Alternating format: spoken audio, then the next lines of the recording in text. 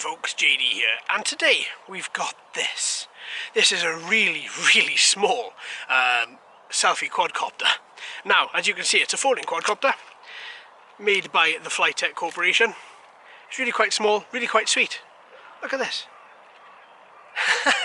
You've got a little selfie camera on the front, which is poseable. You can change the pose should you require it. Has a little modular battery which just clips into the back here. SD card is needed, so I've popped one in the back there. You don't get one with this guy, but I have added one myself. It feels really light, which is why we've got such a peaceful day today. I thought I would take it up because this guy I don't think is going to be very good in the wind. But all in all, he seems quite okay. The plastic is very plasticky, I'll be honest with you, right at the top, extremely plasticky.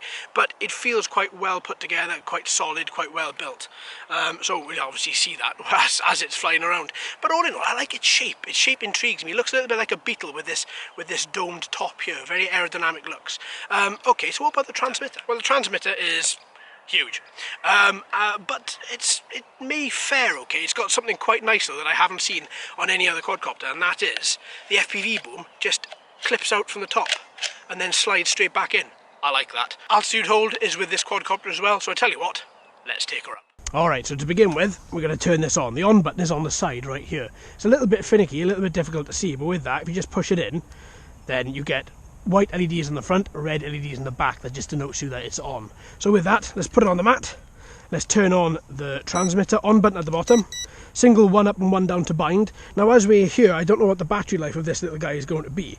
So what I'm going to do is I'm going to attach my smartphone to it. Okay, so with this now, let's unlock. Let's choose settings. Let's go into Wi-Fi.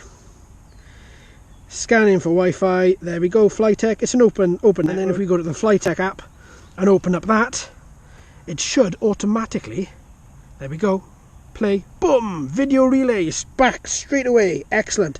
So with this, we're just going to calibrate it, so if we hold these two, then we see the quadcopter flash, there we go, quadcopter is now calibrated. So with this, we're going to push this little button on the back here, and it's going to take off.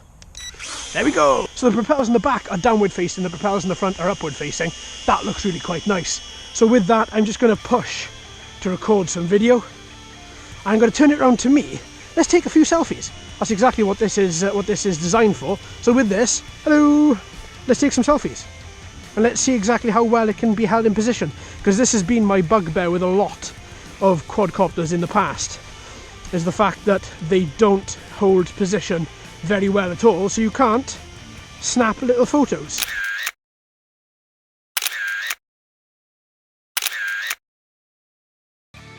But with this guy, look how stable he is. This is just gyro calibration, this is not trim in any way, shape or form. But he is remarkably good. Okay, speed mode 2, let's take him up. Oh, he is slow in speed mode 2.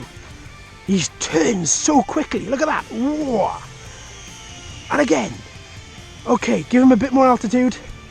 Still recording some video, not going to be recording it all the time just because of the fact that it's going to chew through the battery. Speed mode 3, he dips. Ah, there he goes. Wow, this thing likes to turn. Be careful of that. The turning is really quick, so I'm just going to be feathering this turn a little bit just to see exactly how he does with that. Oh, very well. So don't push the stick all the way over.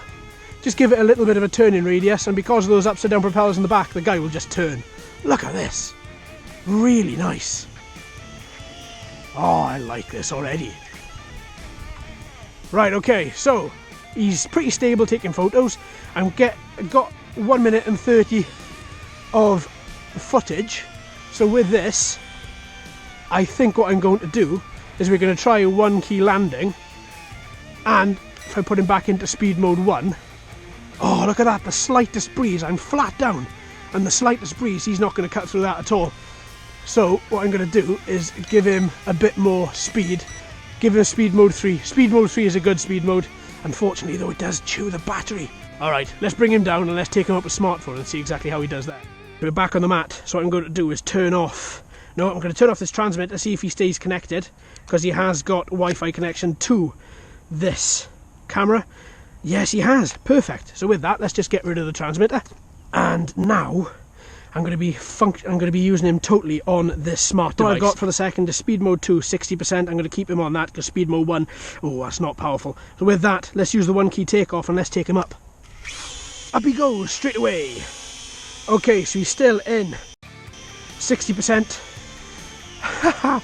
I gotta be honest, his video relay is pretty flawless. It hasn't jumped once, not skipped a beat. It is pretty good. Oh, he feels really good on the smartphone. Give him a bit more altitude, just allow him to fly around a little bit. Let's give him 100%, speed mode 3.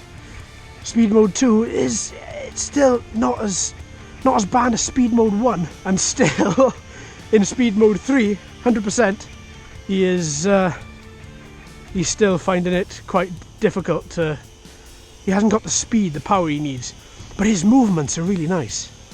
They're really fluid. He seems like a really good little guy.